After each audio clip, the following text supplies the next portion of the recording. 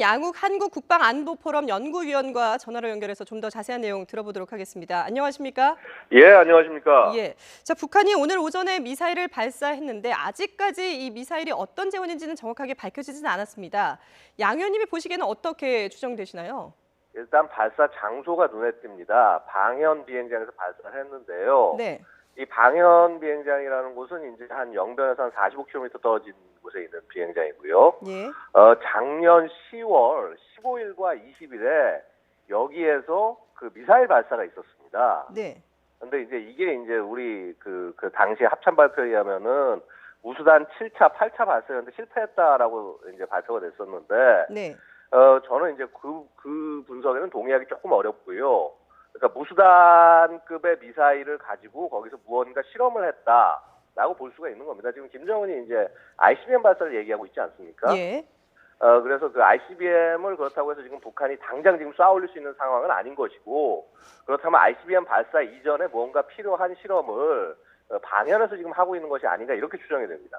아, 무수단 미사일의 어떤 완성도를 높이기 위한 지금 실험 과정이다라고 보시는 거군요.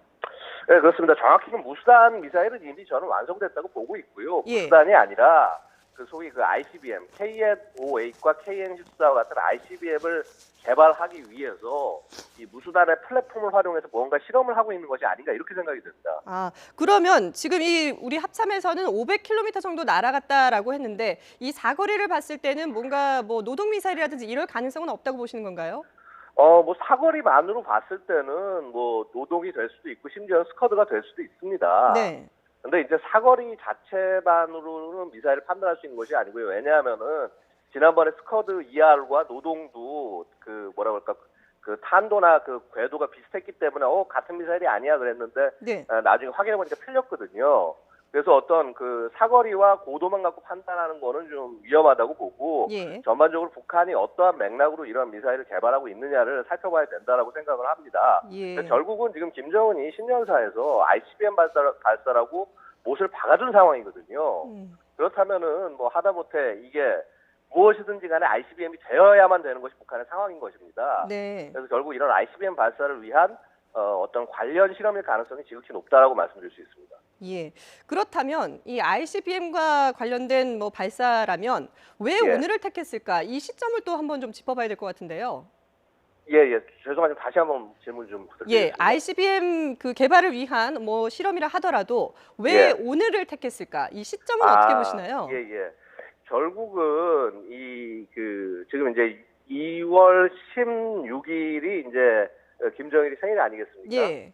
그래서 이제 이날에 이제 무언가 기념을 하기 위해서 발사한다. 우리가 뭐 대표적으로 이제 늘상 북한은 뭔가 이런 행사가 있을 때는 연관을 해서 행동을 하고요. 네. 그렇다고 한다면은 충격을 가져다 줄 수 있는 것이 언제일까? 바로 뭐 꼭 쏘는 것이 아니라 이렇게 뭐 주말을 끼고 일요일이나 토요일 오전에 발사하는 것들 같은 것들을 통해서 이렇게 주목을 끌 수 있다는 겁니다. 전 세계 언론에.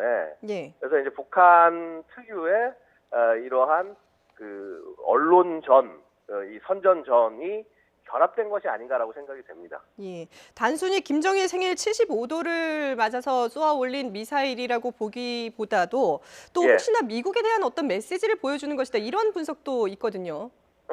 지금 전반적으로 분위기상은 그런 해석도 굉장히 타당하다고 생각이 됩니다. 왜냐하면 아시다시피 지난주에 내내 미국에서 나온 발언들은 굉장히 강경했습니다. 예. 그러니까 선제 타격 발언들이 계속 이어졌고요.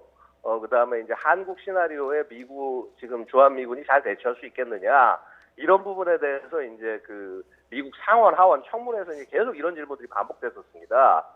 그래서 이런 미국이 분명히 강경하게 나올 것이다. 혹은 미국이 이제 심지어는 북한을 타격할 수 있다. 이런 식의 어떻게 보면 간접적인 이런 그 경고를 한 셈인데 이 경고에 대해서 뭐 우리는 뭐라 그럴까 우리에게 그러한 경고는 통하지 않는다라는 것을 북한이 보여준 것일 수도 있다는 것이죠. 예. 그렇다면 이 지금 뭐 ICBM 개발의 연장선상이고 또 뭔가 미국에도 메시지를 보내고 여러 가지 함축적인 의미를 가지고 있다면은 앞으로 추가 도발을 할 가능성도 충분히 있겠군요.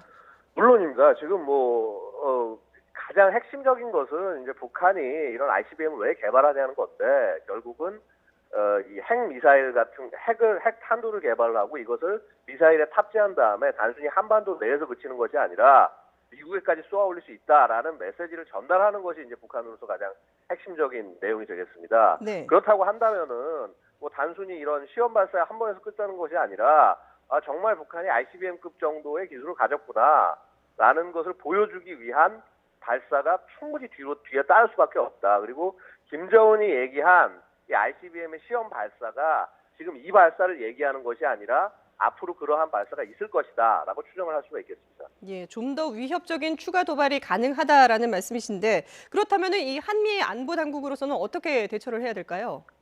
뭐 일단 우리가 대처할 수 있는 가장 좋은 방법은 이러한 그 북한의 이 발사 이거 뭐 결국은 또 지금 유엔 안보리 위반을 한 것 아니겠습니까? 예. 이러한 북한의 반복된 행위에 대해서 이제 뭐 단순히 뭐 한, 미, 뭐 중국, 뭐 일본 이런 주변국뿐만 아니라 전 세계에 이제 좀 호소해야 될 때가 된 것이 아니야. 북한을 이 상태로 그냥 내버릴 수는 없다. 네. 그래서 북한에 대한 압박이나 이런 부분들을 이제는 좀 세계적인 차원에서 좀 본격적으로 실행을 하자. 아직 예를 들어서 저 유엔 안보리 대북 제재 이행안에 대한 결과 보고서를 내지 않은 국가들이 대부분입니다. 그래서 이러한 부분에 대한 압박부터 시작해서 예. 좀 다각적인 압박을 본격적으로 시작해야 되는 것이 아닌가 생각이 됩니다. 예, 알겠습니다. 좀 더 강력하게 압박을 해야 된다라는 말씀이셨습니다. 네, 지금까지 양욱 한국국방안보포럼 연구위원과 함께했습니다. 잘 들었습니다. 예, 감사합니다.